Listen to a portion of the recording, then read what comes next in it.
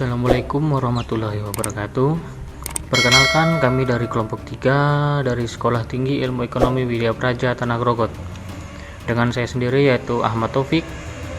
Yang kedua yaitu ada Khairudin. Yang ketiga ada Muhammad Hendrik Darmawan. Dan terakhir adalah Raden Bagus Joko Irawan.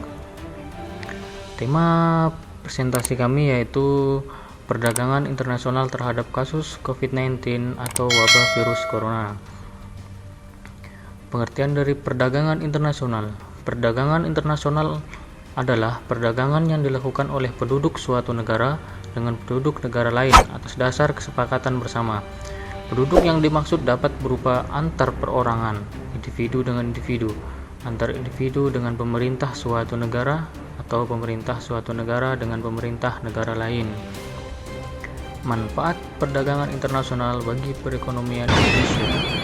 Manfaat perdagangan internasional yaitu: pertama, meningkatkan pendapatan devisa negara atau devisa umum. Yang kedua, memperlancar kegiatan ekspor.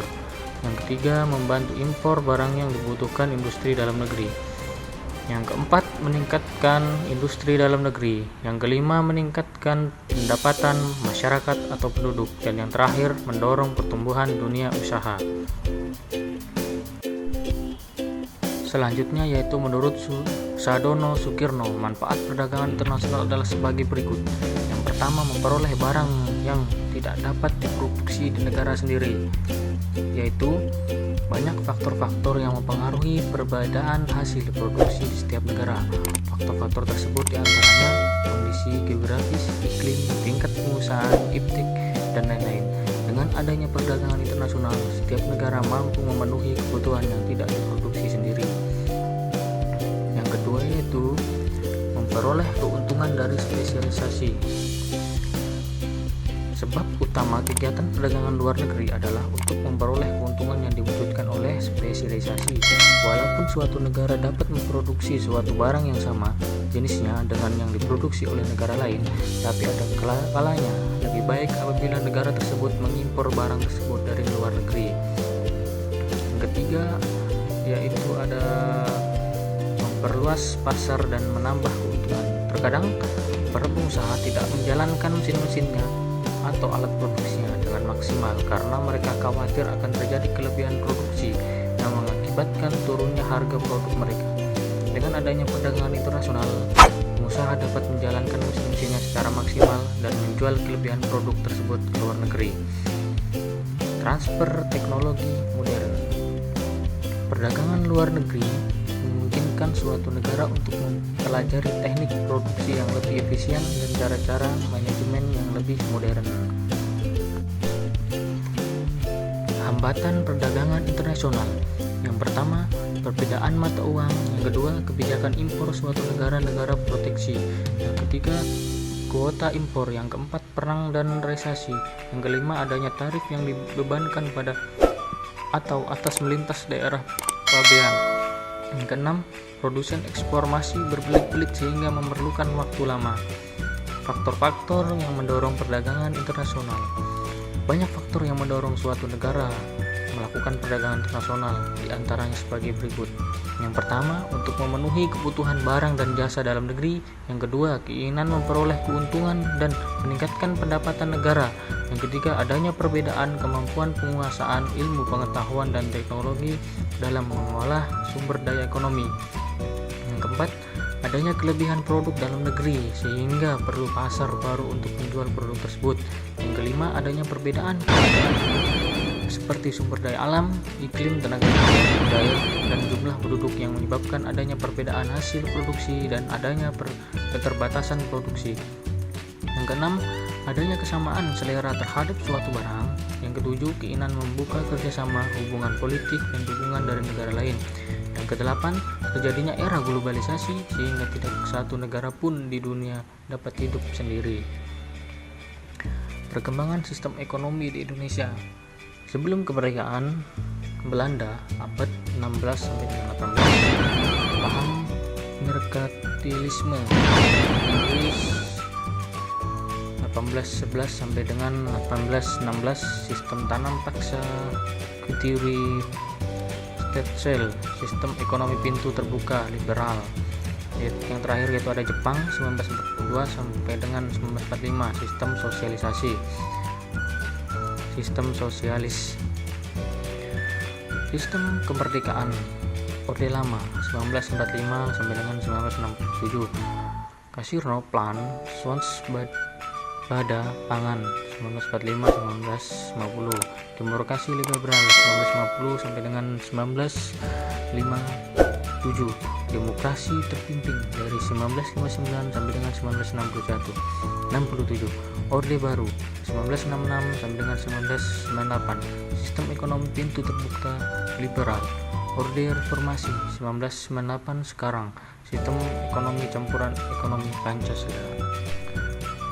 Beberapa macam sistem perekonomian. Perekonomian terencana. Perekonomian terencana ada dua bentuk utama perekonomian terencana, yaitu komunisme dan sosialisme. Sebagai wujud pemikiran Karl Marx, komunisme adalah sistem yang mengharuskan pemerintah memiliki dan menggunakan seluruh faktor produksi. Namun, lanjutnya, kepemilikan pemerintah atas faktor-faktor produksi tersebut hanyalah sementara. Ketika perekonomian masyarakat dianggap telah matang, pemerintah harus memberikan hak atas faktor-faktor produksi itu kepada para buruh. Selanjutnya yaitu perekonomian pasar. Nah, perekonomian pasar tergantung pada kapitalisme dan liberalisme untuk menciptakan sebuah lingkungan di mana produsen dan konsumen bebas menjual dan membeli barang yang mereka inginkan dalam batas-batas tertentu. Sebagai akibatnya, barang yang diproduksi dan harga yang berlaku ditentukan oleh mekanisme penawaran permintaan. Selanjutnya itu ada perekonomian pasar campuran. Perekonomian pasar campuran atau mixed market economies adalah gabungan antara sistem perekonomian pasar dan terencana. Menurut Griffin, tidak ada satu negara pun di dunia ini yang benar-benar melaksanakan perekonomian pasar ataupun terencana, bahkan negara seperti Amerika Serikat. Selanjutnya yaitu peranan perdagangan internasional dalam perekonomian.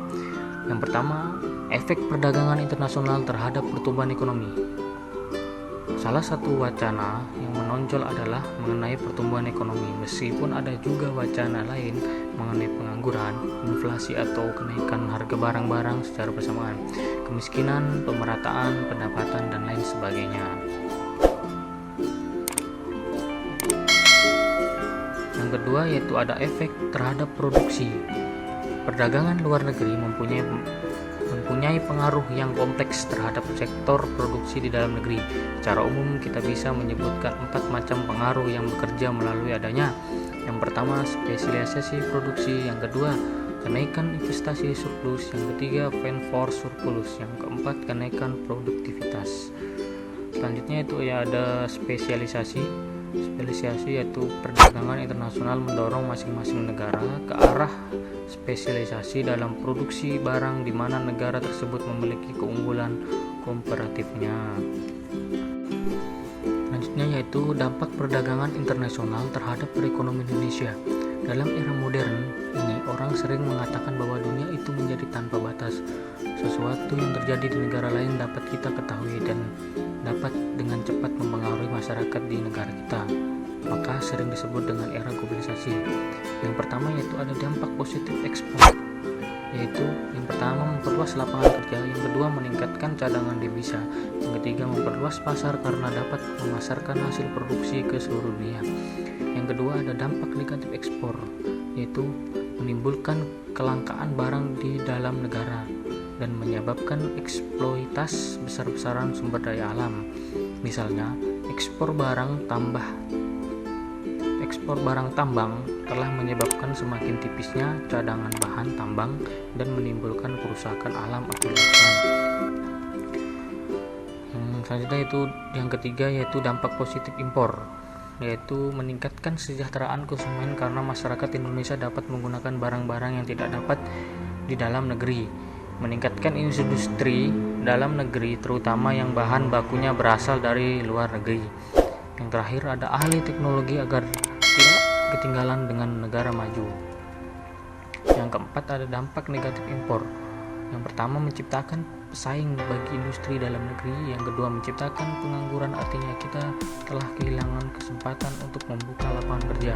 Yang ketiga, konsumerisme, artinya konsumen berlebihan terutama untuk barang-barang mewah.